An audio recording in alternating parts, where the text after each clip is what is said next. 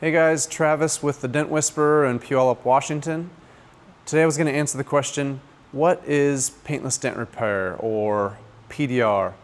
So PDR or paintless dent repair is the removal of dings, dents, creases, and minor body damage without the need for paint. So we use specialized lighting that gives us precision view on the highs and lows of the panel, and then we use hand tools like this to push in precision manner behind the surface hundreds or thousands of times, and we tap the high spots until we've worked this uneven panel into a glass finish, preserving your factory paint, preventing you from needing to make claims on your insurance, saving you money, and delivering quality results in very minimal time.